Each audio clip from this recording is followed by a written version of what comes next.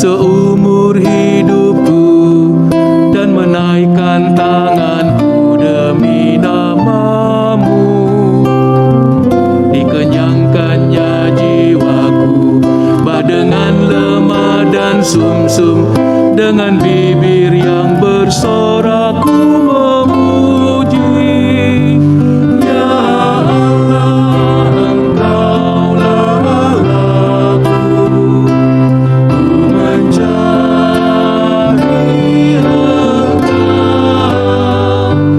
Jiwaku sungguh haus, tubuhku rindukanmu, bagaikan tanah yang kering dan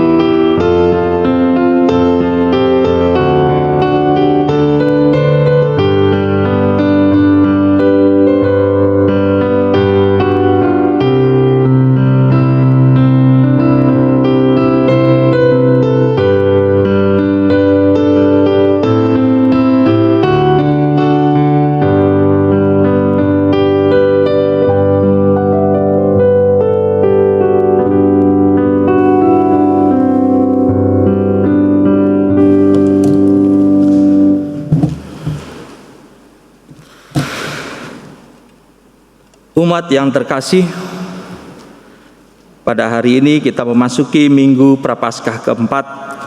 Kita bersyukur karena kasih-Nya Tuhan memanggil kita untuk menjadi anak-anak-Nya. Secara khusus kita juga bersyukur Tuhan memanggil beberapa saudara-saudara di antara kita untuk dilantik menjadi pengurus badan-badan pelayanan yang ada di gereja, sebagai rekan kerja Allah dalam menjalankan pelayanan bagi seluruh umat. Marilah kita datang kepada Tuhan dan dengarkanlah suara-Nya yang memanggil kita semua.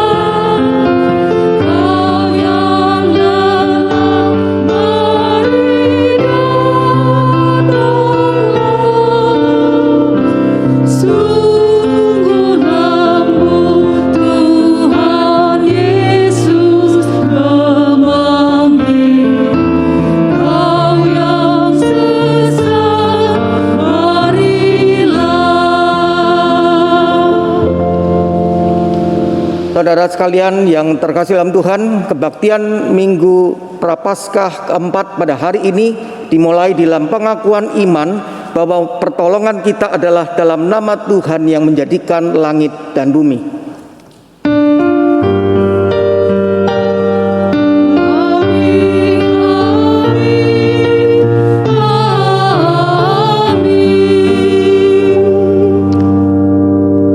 Tuhan beserta saudara. Dan beserta saudara juga.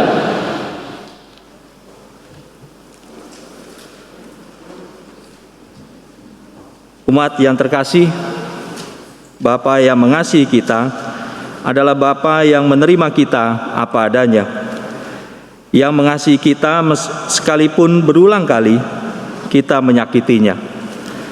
Tangannya selalu terbuka bagi saya dan saudara yang berdosa.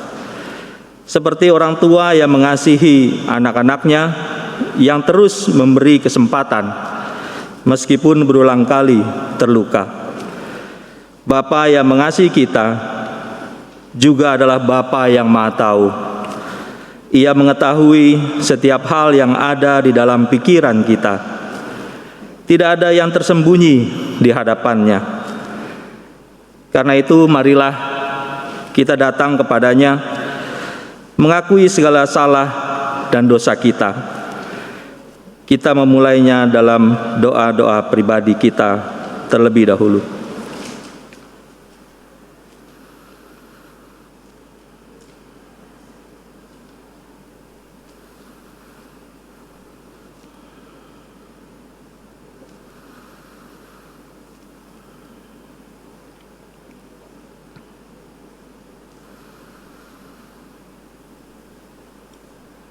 Tidak ada yang tersembunyi di hadapan-Mu ya Bapa.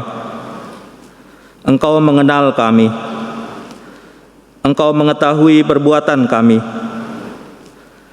Manakala kami duduk atau berdiri, berjalan atau berbaring, bahkan sebelum lidah kami berkata-kata, Engkau telah mengetahuinya. Sungguh tidak ada yang tersembunyi di hadapan-Mu. Tidak ada satu perbuatan kami yang luput dari penglihatan-Mu. Tidak ada satu kata yang keluar dari mulut kami yang luput dari telinga-Mu. Ya Bapa, di dalam kerendahan hati, kami meminta ampun kepadamu. Ampunilah kami. Dalam Kristus Yesus, penebus kami yang hidup, kami memohon pengampunan. Amin.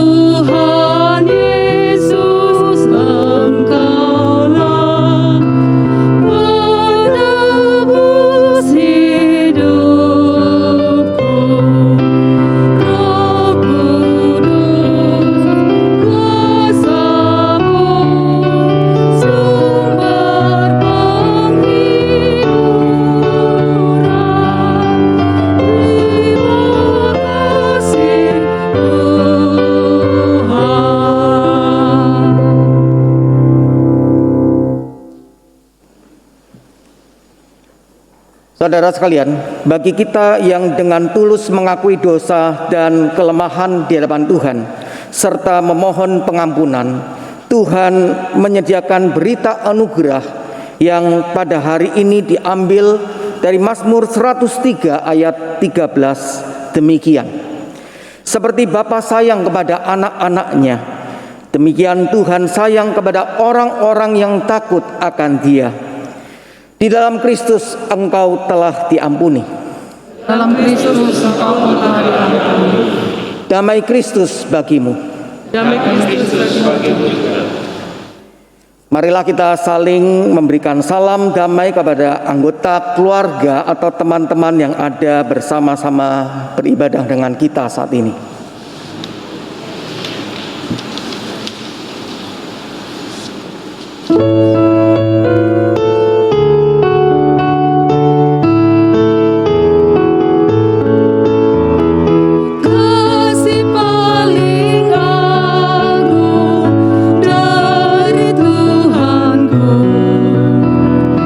Kini ku sadari di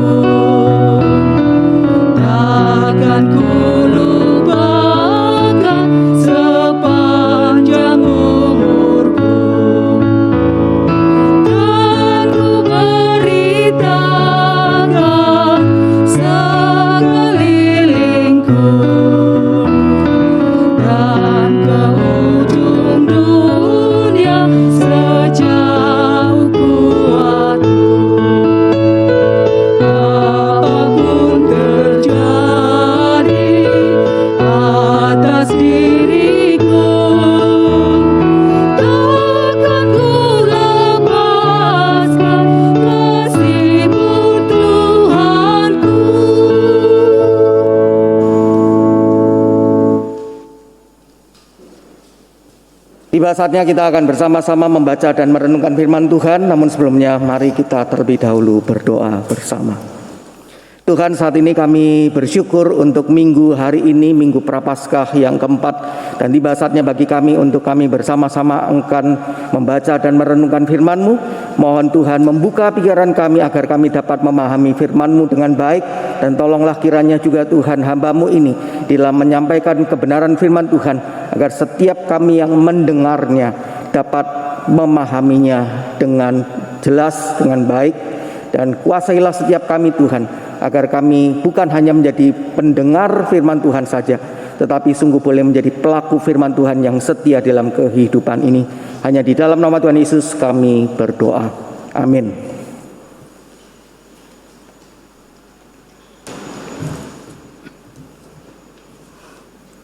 Pembacaan firman Tuhan yang pertama diambil dari kitab Yosua pasal 5 ayat 9 sampai dengan 12.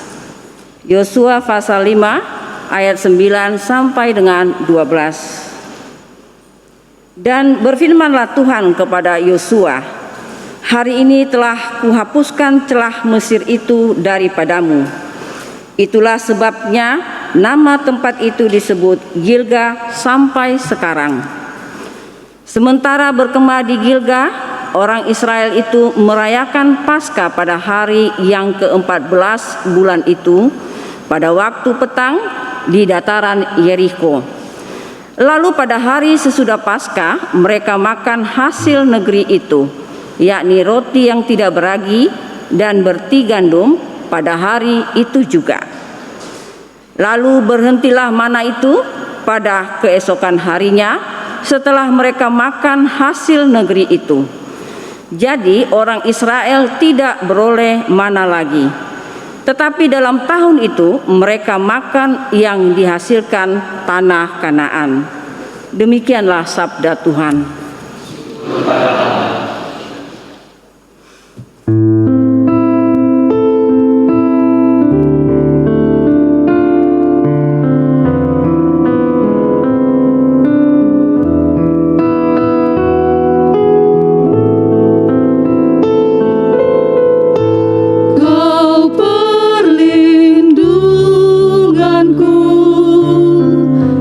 Kau jaga hidupku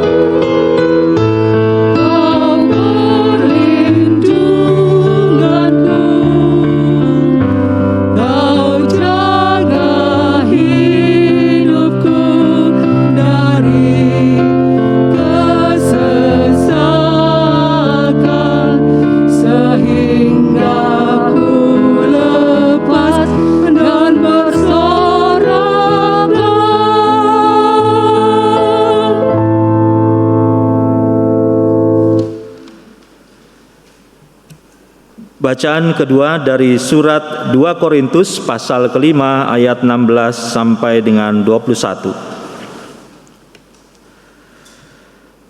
Sebab itu kami tidak lagi menilai seorang juga pun menurut ukuran manusia. Dan jika kami pernah menilai Kristus menurut ukuran manusia, sekarang kami tidak lagi menilainya demikian. Jadi siapa yang ada di dalam Kristus, ia adalah ciptaan baru. Yang lama sudah berlalu, sesungguhnya yang baru sudah datang. Dan semuanya ini dari Allah, yang dengan perantaraan Kristus telah mendamaikan kita dengan dirinya, dan yang telah mempercayakan pelayanan pendamaian itu kepada kami. Sebab Allah mendamaikan dunia dengan dirinya oleh Kristus, dengan tidak memperhitungkan pelanggaran mereka. Ia telah mempercayakan berita pendamaian itu kepada kami. Jadi kami ini adalah utusan-utusan Kristus, seakan-akan Allah menasihati kamu dengan perantaraan kami. Dalam nama Kristus kami meminta kepadamu, berilah dirimu didamaikan dengan Allah. Dia yang tidak mengenal dosa telah dibuatnya menjadi dosa karena kita, supaya dalam Dia kita dibenarkan oleh Allah. Demikianlah sabda Tuhan. Syukur kepada Allah. Mari saudara sekalian kita bersama bangkit berdiri. Pembacaan Injil Tuhan kita Yesus Kristus menurut Lukas pasal 15 ayat 1 hingga 3 dilanjutkan ayat 11 hingga 32. Lukas 15 ayat 1 sampai 3 dilanjutkan ayat 11 hingga 32. Para pemungut cukai dan orang-orang berdosa biasanya datang kepada Yesus untuk mendengarkan Dia. Maka bersungut-sungutlah orang-orang Farisi dan ahli-ahli Taurat, katanya, Ia menerima orang-orang berdosa dan makan bersama-sama dengan mereka. Lalu Ia mengatakan perumpamaan ini kepada mereka. Ayat 11. Yesus berkata lagi, ada seorang mempunyai 2 anak laki-laki. Kata yang bungsu kepada ayahnya, Bapa, berikanlah kepadaku bagian harta milik kita yang menjadi hakku. Lalu ayahnya membagi-bagikan harta kekayaan itu di antara mereka. Beberapa hari kemudian anak bungsu itu menjual seluruh bagiannya itu lalu pergi ke negeri yang jauh. Di sana ia memboroskan harta miliknya itu dengan hidup berfoya-foya. Setelah dihabiskannya semuanya, timbullah bencana kelaparan di dalam negeri itu dan ia pun mulai melarat. Lalu ia pergi dan bekerja pada seorang majikan di negeri itu. Orang itu menyuruhnya ke ladang untuk menjaga babinya. Lalu ia ingin mengisi perutnya dengan ampas yang menjadi makanan babi itu, tetapi tidak seorang pun yang memberikannya kepadanya. Lalu ia menyadari keadaannya, katanya, betapa banyaknya orang upahan Bapakku yang berlimpah-limpah makanannya, tetapi aku di sini mati kelaparan. Aku akan bangkit dan pergi kepada Bapakku dan berkata kepadanya, Bapa, aku telah berdosa terhadap sorga dan terhadap Bapa. Aku tidak layak lagi disebutkan anak Bapa. Jadikanlah aku sebagai salah seorang upahan Bapa. Maka bangkitlah ia dan pergi kepada bapaknya. Ketika ia masih jauh, ayahnya telah melihatnya. Lalu tergeraklah hatinya oleh belas kasihan. Ayahnya itu berlari mendapatkan dia, lalu merangkul dan mencium dia. Kata anak itu padanya, Bapa, aku telah berdosa terhadap sorga dan terhadap Bapa. Aku tidak layak lagi disebutkan anak Bapa. Tetapi ayah itu berkata kepada hamba-hambanya, lekaslah bawa kemari jubah yang terbaik, pakaikanlah itu padanya dan kenakanlah cincin pada jarinya dan sepatu pada kakinya. Dan ambillah anak lembu tambun itu, sembelihlah dia dan marilah kita makan dan bersukacita. Sebab anakku ini telah mati dan menjadi hidup kembali, ia telah hilang dan didapat kembali. Maka mulailah mereka bersukaria. Tetapi anaknya yang sulung berada di ladang, dan ketika ia pulang dan dekat ke rumah, ia mendengar bunyi seruling dan nyanyian tari-tarian. Lalu ia memanggil salah seorang hamba dan bertanya kepadanya, apa arti semuanya itu?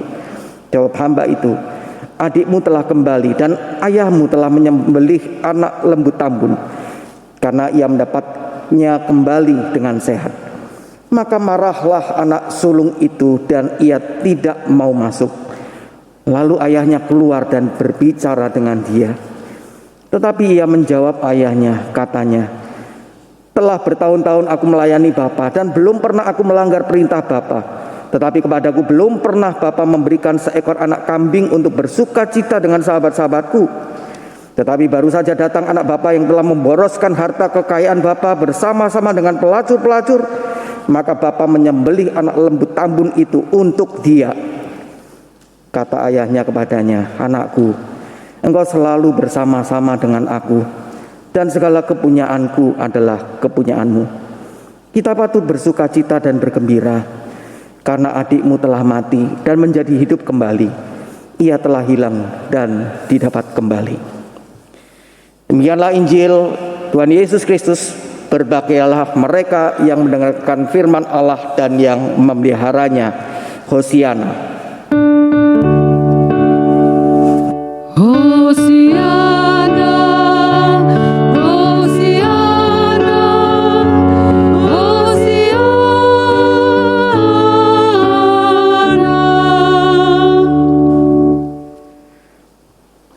Shalom saudara sekalian, senang sekali bisa bertemu dengan saudara sekalian kembali dalam kebaktian pada hari ini. Saudara sekalian, sejak awal minggu Prapaskah dalam beberapa minggu yang lalu, dimulai dengan hari Rabu Abu, kita diingatkan berulang kali tentang pentingnya hidup pertobatan dan pertobatan itu sendiri. Di dalam minggu Prapaskah ketiga minggu lalu, kita juga diingatkan oleh firman Tuhan tentang pertobatan sebagai gaya hidup sehari-hari. Dan di dalam minggu Prapaskah 4 pada hari ini kita akan merenungkan firman Tuhan tentang kasih tanpa syarat yang diberikan oleh Tuhan Allah kepada kita manusia, khususnya di dalam kaitannya dengan pertobatan. Dan hari ini saudara sekalian, kita akan bersama-sama memusatkan perhatian kita pada Injil Lukas pasal 15 ayat 20 hingga 24 tentang gambaran kasih tanpa syarat dari Tuhan Allah itu kepada kita, saudara. Dan saya mendapatkan di sini, saudara sekalian, ada 6 hal menakjubkan tentang kasih tanpa syarat, unconditional love dari Tuhan Allah kepada kita, saudara sekalian. Yang pertama, saudara sekalian, meskipun manusia itu telah berdosa menjauhi Allah, tetapi Allah itu tetap merindukan pertobatannya. Saudara sekalian, tadi kita sudah membaca Injil Lukas pasal 15 ayat 11 sampai 32. Dikisahkan di sana ada seorang anak yang dia minta harta dari bapaknya. Kemudian singkat cerita, anak ini meninggalkan rumah itu dan hidup berfoya-foya, kemudian sampai habis semua hartanya, sampai hidup melarat, bahkan sampai makan pun dia tidak bisa. Mau mengisi perutnya dengan ampas makanan babi, itu pun tidak dikasih. Dan di dalam kondisi demikian, anaknya itu kemudian menyadari keadaannya, dia ingat rumah bapaknya, dan anak ini memutuskan untuk bangkit pergi pulang ke rumah ayahnya.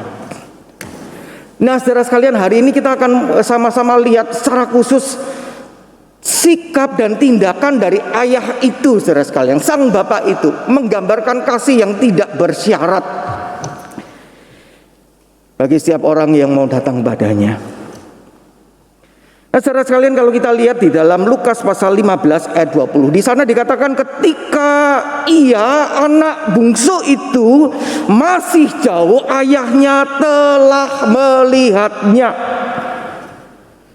Itu berarti, saudara sekalian, sebelum orang-orang lain di rumah ayahnya itu tahu kedatangan anak itu, ayah itu telah melihatnya.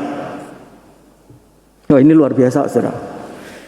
Jika sang ayah itu telah melihat, sebagai orang yang pertama melihat kedatangan anak bungsu itu dan mengenali anaknya ketika anak itu masih jauh berada dari rumahnya, berarti sangat besar kemungkinan ayah itu, sang bapak itu selalu mengharapkan dan menantikan kepulangan anaknya yang tidak pernah diketahui kapan waktunya, saudara. Dari waktu demi waktu, sang ayah ini melihat kejauhan. Kapan ya anakku pulang? Kapan ya anakku pulang? Dari hari demi hari, dari waktu demi waktu, sang bapak menantikan, mengharapkan kepulangan anaknya. Itulah sebabnya, saudara sekalian, dia menjadi orang yang pertama yang bisa melihat anaknya itu, mengenali anaknya itu saat anaknya itu masih jauh, saudara sekalian, dari rumah sang bapak itu. Nah, saudara sekalian, ini merupakan gambaran bahwa Allah itu sangat menginginkan pertobatan orang-orang berdosa dan bersedia menemui mereka yang datang padanya. Dari waktu demi waktu, Allah itu mengharapkan dan menantikan orang yang hidup jauh meninggalkan Tuhan. Baik itu di dalam dosa perbuatan, dosa perkataan, dosa di dalam pikiran. Allah mengharapkan, menantikan dari waktu demi waktu agar orang itu kembali bertobat, berbalik kepada Allah. Mau berapa lama waktunya pun, saudara sekalian, Allah tetap mengharapkan, menantikan dari waktu demi waktu, merindukan pertobatan orang itu.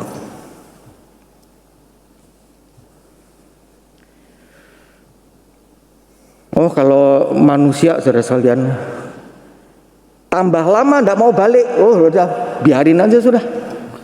Tapi tidak demikian dengan Allah, saudara sekalian.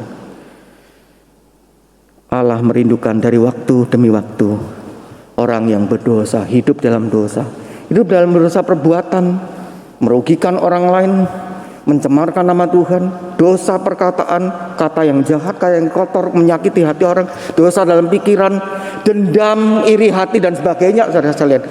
Tuhan menginginkan, Tuhan mengharapkan, Tuhan menantikan pertobatan itu. Yang kedua, saudara sekalian, meskipun manusia itu menderita akibat ulahnya sendiri, tetapi Allah itu tetap berduka, berbelas kasihan melihat penderitaannya. Dan saudara sekalian, kita lihat di dalam Lukas 15 ayat 20 ini, lalu tergeraklah hati sang bapak itu oleh belas kasihan setelah melihat dari jauh anaknya itu datang di dalam tampilan kepapaan dan kesengsaraan. Melihat kedatangan anaknya itu yang pernah berdosa terhadap dirinya, yang pernah menyakiti hatinya, sang ayah itu bukan menutup pintu, bukan memutus relasi terhadap anak itu, terhadap dirinya dengan anak itu. Tidak mau lagi melihat atau menemui anak itu, bukan, saudara sekalian. Tetapi malah hatinya itu berduka, iba, jatuh belas kasihan terhadap penderitaan anaknya. Padahal yang buat dia menderitakan ulahnya dia sendiri kan. Tapi saudara sekalian, meskipun anak itu sendirilah yang sebetulnya menanggung akibat konsekuensi ulahnya sendiri, sengsara mengalami penderitaan karena ulahnya sendiri, tetapi sang ayah itu tetap berbelas kasihan. Oh, saudara sekalian, ini sangat indah, saudara sekalian. Meskipun penderitaan atau masalah-masalah tertentu dalam hidup ini, saudara sekalian, bisa saja diakibatkan oleh ulah kita sendiri yang berbuat dosa atau berbuat jahat. Tetapi Tuhan itu tetap berduka cita atas kesengsaraan yang kita alami. Dan Tuhan itu merasa kasihan, merasa iba dengan apa yang kita alami, saudara sekalian. Apalagi kalau orang itu, apalagi kalau kita, saudara sekalian. mau bertobat untuk kembali kepadanya.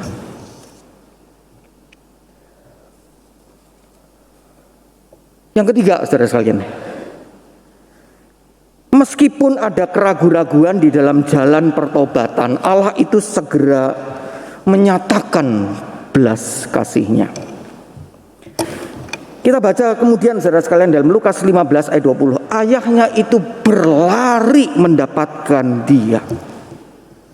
Ayahnya itu berlari mendapatkan anak sulung itu, anak bungsu itu yang sudah menyakiti hatinya, yang sudah berdosa terhadap dia.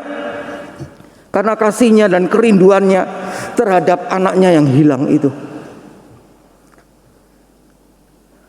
Nah, tentu saja saudara sekalian, kita coba bisa bayangkan anak-anak yang bungsu itu tatkala dia datang ke rumah ayahnya, karena dia dalam kondisi habis-habisan, hartanya semua habis, ya. Kemudian makan pun juga dia kesusahan saudara sekalian. Jadi kita bayangkan di sana anak itu datang dengan lemah, dan bukan hanya itu, dibebani menanggung rasa bersalah, rasa malu terhadap ayahnya, takut untuk ditolak. Tetapi apa yang terjadi saudara sekalian? Tetapi sang ayah itu berlari menemuinya. Wah, ini saudara sekalian, kalau kita kaitkan dengan kebudayaan pada zaman itu, di kalangan orang Israel, ya, kalau namanya orang tua terus lari di tengah jalan, itu sesuatu hal yang memalukan loh sebetulnya. Apalagi saudara sekalian pada zaman dulu, ya, pakaiannya itu model, ya ini seperti yang saya pakai ini ya, model kayak jubah begini saudara sekalian, ya. Jadi kalau orang yang cukup berada itu pakaiannya yang seperti ini.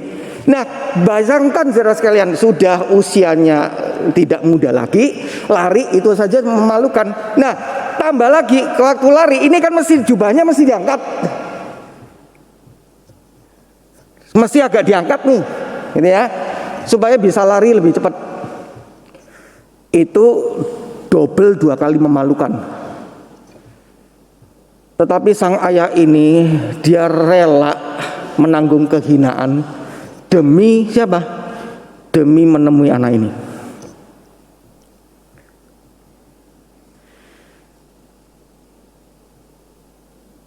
Di situ saudara sekalian kita melihat betapa siap dan sigapnya Allah di dalam menyatakan belas kasih-Nya bagi kita yang mau datang kepada Tuhan.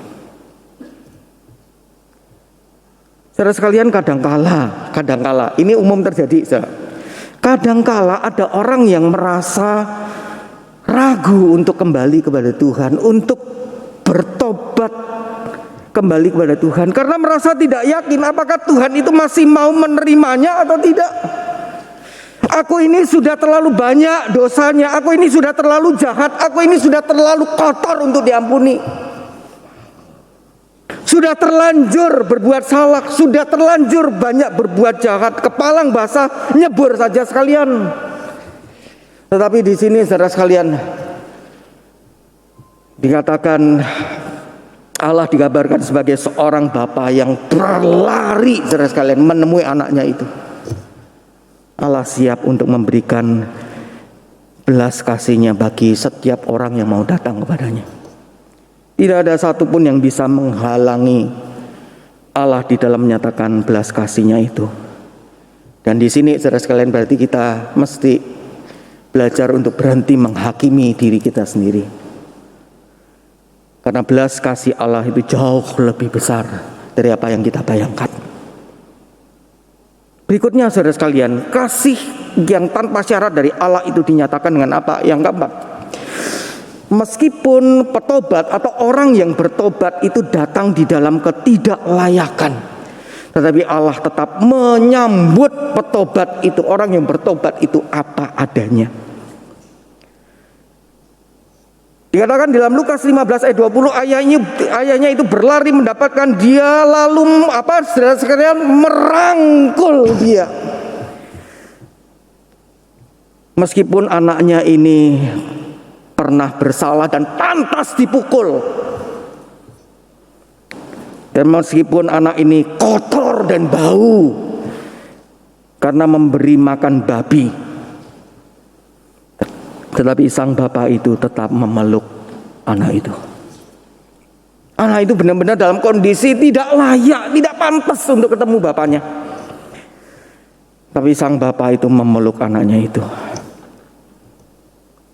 Ini menggambarkan saudara sekalian bahwa petobat-petobat sejati, orang-orang yang mau sungguh-sungguh bertobat datang kepada Tuhan, itu begitu dikasih dan disambut oleh Allah di dalam Kristus. Oh, ini suatu kebenaran yang sangat luar biasa, saudara. Walaupun mungkin orang yang datang kepada Tuhan merasa dirinya sangat kotor, sangat jahat, tetapi Allah di dalam Kristus Yesus mau menyambut orang yang mau datang padanya. Hal yang kelima, saudara sekalian, meskipun petobat atau orang yang bertobat itu punya masa lalu penuh dosa, Allah mau mengampuni dan memulihkannya. Dikatakan ayahnya itu merangkul dan mencium dia. Nah, ini menarik saudara sekalian, ya. Karena di dalam kebudayaan orang-orang Israel, orang-orang Yahudi, ciuman itu melambangkan kasih, pengampunan, dan rekonsiliasi, pemulihan hubungan, pemulihan relasi. Ciuman dari sang ayah itu membuat si anak bungsu ini yakin bahwa ia tidak hanya disambut, diterima, tetapi juga sudah diampuni, dipulihkan relasinya dengan ayahnya. Relasi anak dengan ayahnya dipulihkan. Dan kita membaca di sana, saudara sekalian, tidak ada sepatah pun kata celaan yang keluar dari mulut ayahnya itu terhadap anaknya yang bungsu itu. Tidak ada satu kata celaan dari sang ayah terhadap anak yang hilang ini. Semua dosa dan kesalahan pada masa lalu kini diampuni dan tidak diungkit-ungkit lagi. Nah, ini selaras saudara sekalian sejalan dengan apa yang kita daraskan di dalam Mazmur 32 yang tadi telah kita daraskan, khususnya ayat 1 dan ayat kedua. Berbahagialah orang yang diampuni pelanggarannya, yang dosanya ditutupi. Berbahagialah manusia yang kesalahannya tidak diperhitungkan Tuhan. Dan sama selaras dengan bacaan yang pertama tadi, saudara sekalian, Tuhan yang pernah menghapus celah Mesir daripada bangsa Israel pada zaman Yosua adalah Tuhan yang sama hari ini, saudara sekalian, yang menghapuskan celah oleh karena dosa maupun kejahatan kita.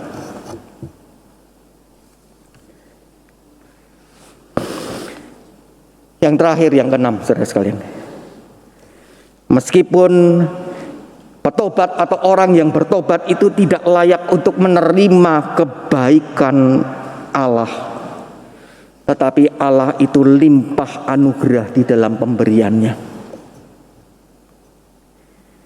Sang anak itu pulang dengan kondisi yang tidak karuan, saudara sekalian, ya. Pulang mungkin pakaiannya compang-camping atau bahkan tidak pakai pakaian, ya. Bagian atas tidak pakai pakaian. Kondisinya sangat mengenaskan, menyedihkan. Tetapi begitu sampai bertemu dengan sang bapak itu, saudara sekalian, kalau kita lihat di dalam Lukas 15 ayatnya yang ke-22, ayahnya mengatakan apa? Pakaikanlah jubah yang terbaik. Anak itu bukan dipakaikan pakaian usang yang paling jelek atau pakaian biasa, baju biasa, tetapi jubah. Nah, ini jubah ini dalam pengertian pakaian raja, pakaian bangsawan, ya, pakaian penguasa. Dan bukan hanya itu, tapi jubah yang terbaik. Bisa bayangkan, saudara sekalian, ini sebetulnya anak ini paling pantas dikasih pakaian usang yang paling jelek. Sudah cukup, itu cukup buat dia. Tapi apa yang dilakukan? Jubah terbaik. Bukan hanya itu, yang kedua, dikenakan cincin pada jarinya. cincin cap keluarganya. Itu berarti bahwa anak itu diakui dan diberi kuasa atau otoritas menjadi bagian dari anggota keluarga. Kemudian yang ketiga, pakaikan sepatu. Nah, ini menarik saudara sekalian. Pada zaman itu budak itu tidak pakai sepatu, ya, tidak mengenakan sepatu. Hanya orang merdeka yang memakai sepatu. Dan bukan hanya itu, sepatu itu dikenakan oleh tuan rumah. Kalau tamu itu melepas sepatu saat memasuki rumah orang lain. Jadi saudara sekalian, di sini si anak ini diperlakukan bukan sebagai budak, tapi sebagai orang merdeka. Dan dia menjadi bagian dari rumah itu sebagai anak dari sang bapak ini. Nah, bukan hanya itu saudara sekalian. Anak ini kalau kita lihat di dalam ayatnya yang ke-23, anak ini pulang dengan rasa lapar, bukan? Karena sampai dia ingin makan ampas bagi makanan babi. Tetapi saudara sekalian, bukannya waktu anak ini pulang dikasih, ya kasih aja itu loh sisa-sisa makanan, ya makanan sisa makanan yang sudah dingin, ya kasih aja cukup buat dia. Enggak saudara sekalian. Tetapi anak ini diberi makanan yang terbaru dan terbaik, bahkan dipestakan. Karena anak lembu tambun satu itu katanya sih itu bisa untuk 100 orang saudara sekalian. Jadi dipestakan. Kita lihat di sini saudara sekalian, setiap orang yang mau datang kepada Tuhan, mau bertobat kembali kepada Tuhan, sebetulnya dia tidak layak, tidak pantas untuk menerima kebaikan-kebaikan Tuhan, tidak pantas. Tetapi ajaibnya luar biasanya saudara sekalian, karena kasih yang tanpa syarat itu, Allah itu mau melimpahkan anugerahnya, anugerah pemberiannya dengan begitu dahsyat saudara. Setiap orang yang mau bertobat, Tuhan memberikan pemberian anugerahnya yang begitu berlimpah. Dia dibenarkan di hadapan Allah, dia diberi kuasa untuk menjadi anak-anak Allah, dan diberikan makanan rohani yang terbaik, firman Tuhan yang menyegarkan jiwa, yang memuaskan jiwa. Nah saudara sekalian, kasih pengampunan Bapa yang disampaikan oleh Tuhan Yesus Kristus adalah kasih tanpa syarat, kasih pengampunan yang tetap ada bahkan sebelum manusia itu menyadari dosanya dan manusia itu sebelum manusia itu bertobat. Itulah sebabnya saudara sekalian, tatkala kita bersama-sama merenungkan hari ini tentang kasih tanpa syarat dari Tuhan Allah itu, maka seperti yang dikatakan dalam 2 Korintus 5 ayat 20, bacaan yang kedua hari ini, berilah diri kita didamaikan dengan Allah. Jikalau kita hari ini ada di antara kita yang hidup jauh meninggalkan Tuhan, masih menyimpan dosa perbuatan, dosa perkataan, dosa pikiran, saudara sekalian, kita mesti bertobat. Kita kembali kepada Tuhan, memperbaiki kehidupan kita, memperbaiki sikap perilaku kita, hidup di dalam kebenaran. Mari kita benar-benar meninggalkan dosa, kembali kepada Bapa, mengingat kasih-Nya yang tanpa syarat itu. Dan nyatakanlah hidup pertobatan itu dalam kehidupan sehari-hari, dan meneruskan kasih tanpa syarat itu di sekitar kita. Kiranya Tuhan menolong kita dan memberkati kita melakukan firman-Nya. Amin.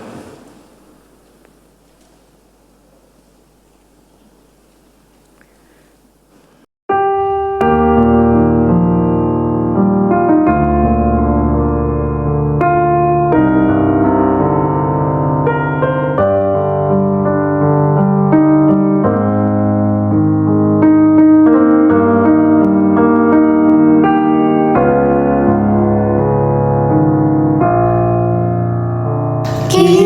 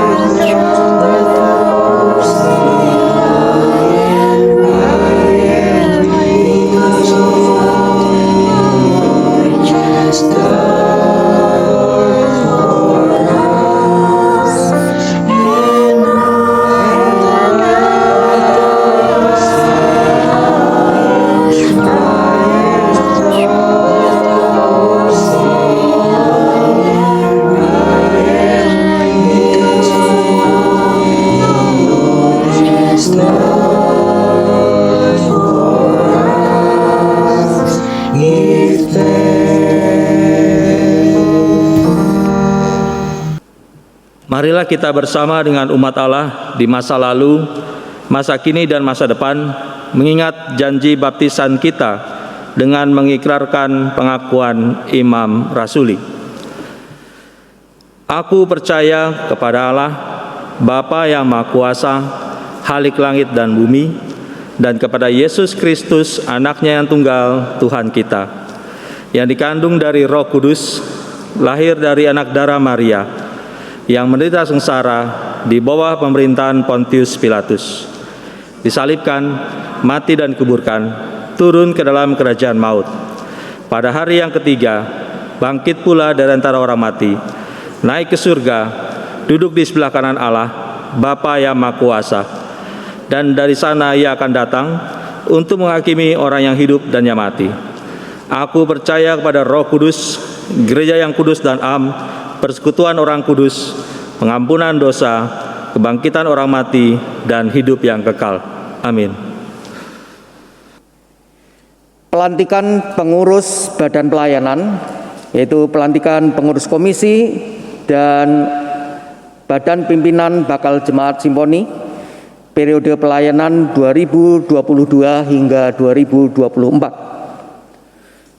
Sebagai gereja Yesus Kristus, kita sebagai gereja dipanggil untuk berperan serta dalam mengerjakan misi Allah dengan mengusahakan damai sejahtera di tengah-tengah situasi yang senantiasa berubah dan berkembang. Allah berkenan memilih dan memakai umat-Nya untuk menjadi rekan sekerjanya dalam mengerjakan misi Allah itu. Sehubungan dengan itulah, beberapa saudara di antara kita pada hari ini akan dilantik sebagai pengurus badan pelayanan yang ada di GKI Harapan Indah, yaitu komisi-komisi dan badan pimpinan bakal jemaat simponi untuk periode pelayanan tahun 2022 hingga 2024. Nama-nama pengurus di masing-masing badan pelayanan dapat kita lihat dalam tayangan slide berikut ini.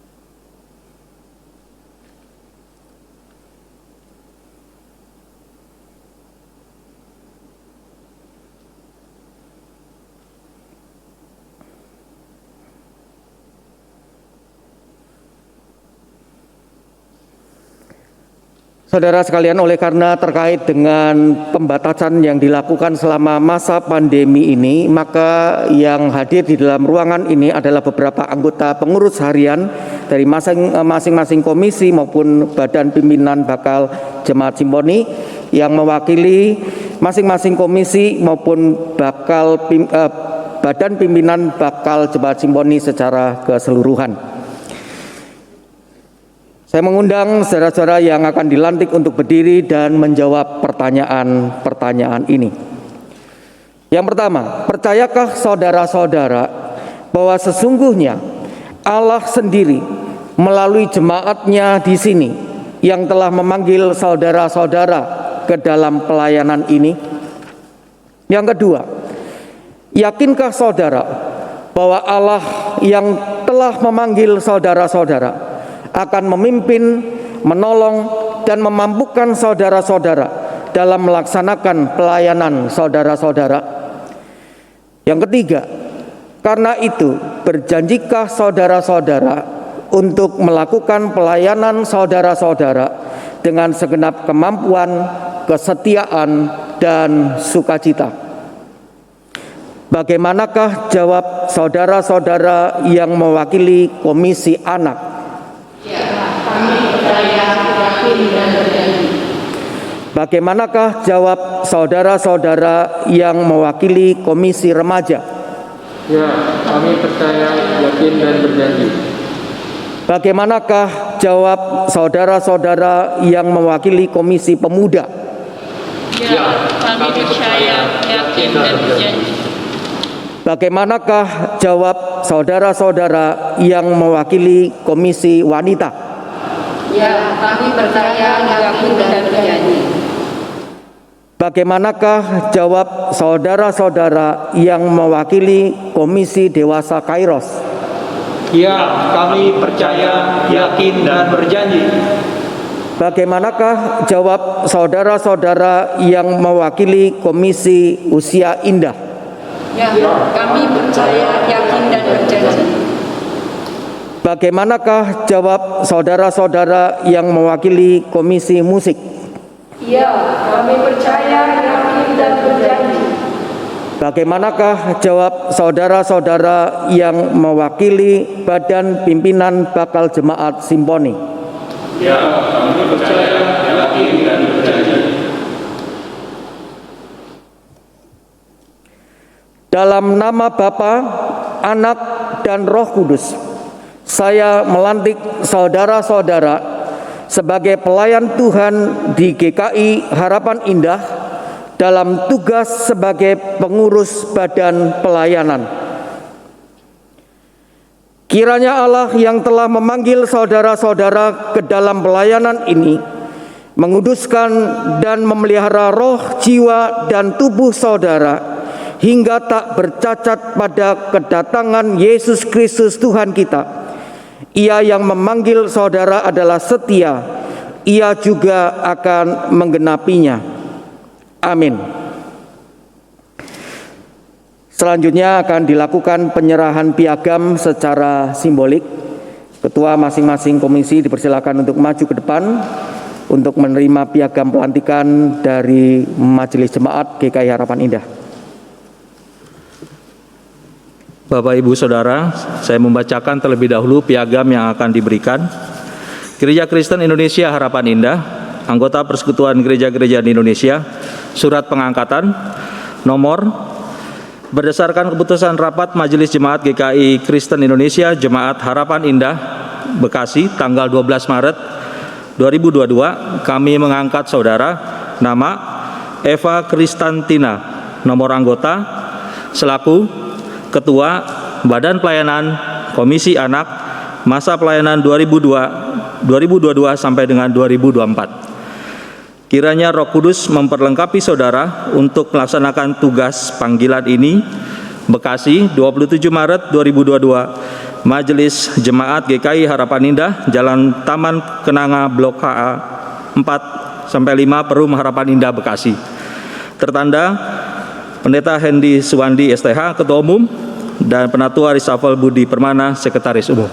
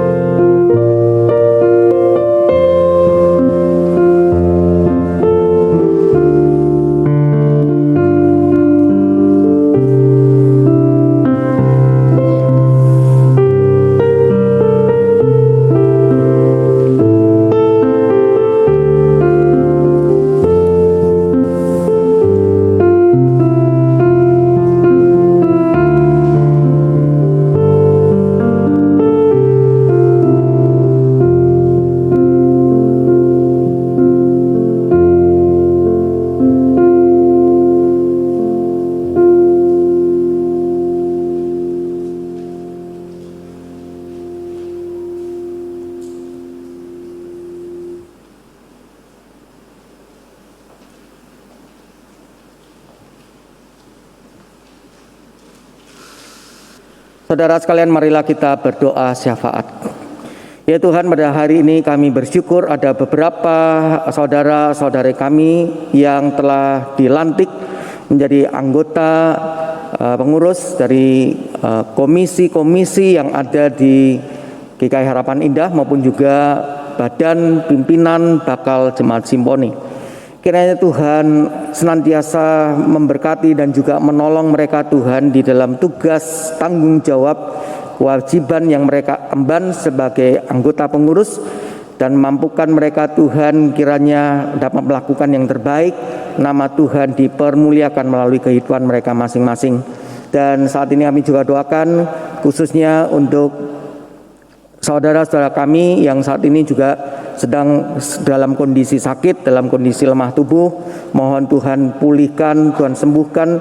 Demikian pula bagi setiap saudara-saudara kami yang berada di dalam pergumulan yang berat dalam hidup mereka, entah itu terkait dengan masalah keluarga, pekerjaan, keuangan dan sebagainya.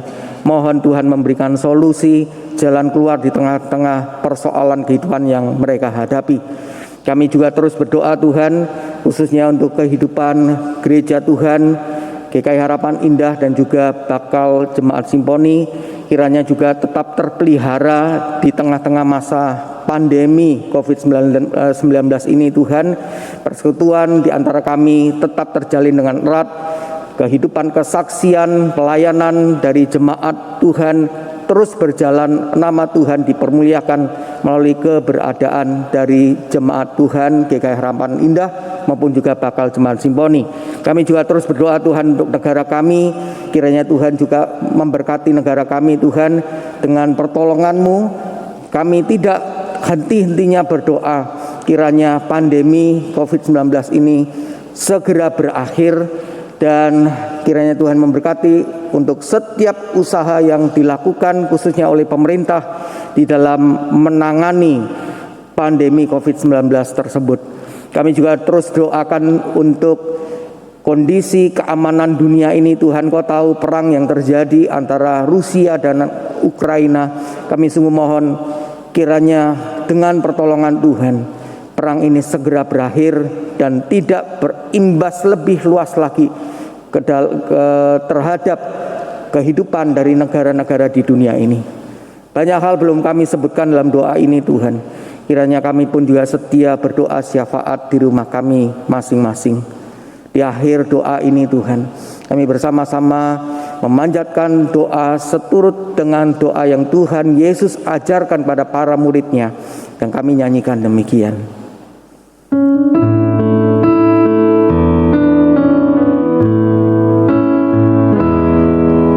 Bapa kami yang ada di surga,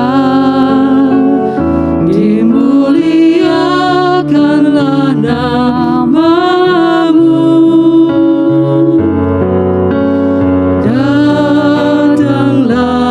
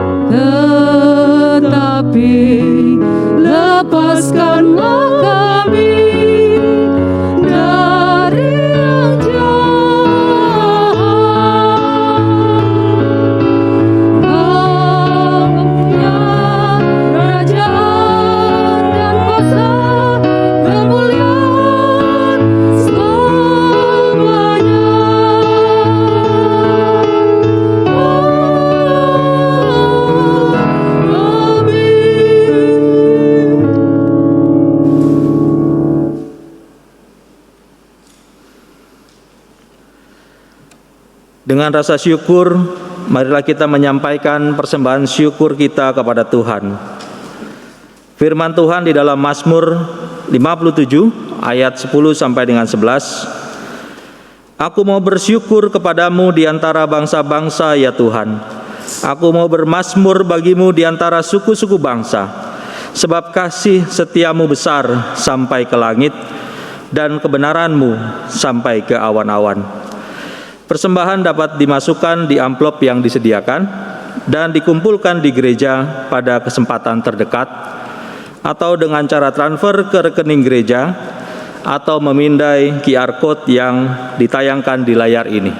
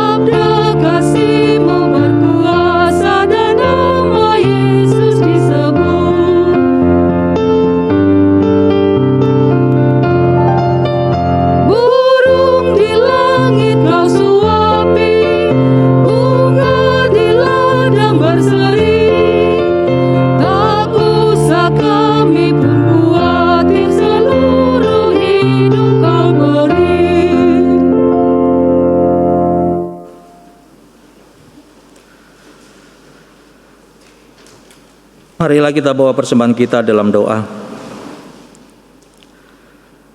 Ya Tuhan, kasih setiamu tak berkesudahan. Rahmat-Mu tak habis-habisnya, selalu baru setiap pagi. Sungguh hanya Engkaulah yang layak dipuji dan disembah. Saat ini kami membawa persembahan syukur kami. Terimalah ya Bapa. Sekalipun apa yang kami berikan tidak sebanding dengan apa yang kami terima selama ini dari-Mu. Tolonglah kami untuk menghasilkan buah-buah pertobatan sebagai persembahan yang hidup, yang kudus, dan berkenan di hadapan-Mu. Di dalam nama Tuhan Yesus, sumber kasih karunia, kami berdoa dan bersyukur. Amin. Umat Tuhan yang terkasih, tidak ada gading yang tak retak, tidak ada manusia yang luput dari kesalahan. Namun Bapa di sorga selalu membuka tangannya bagi kita yang berdosa, karena kasih-Nya tidak bersyarat. Di dalam Dia selalu ada kesempatan untuk dipulihkan dan memulihkan.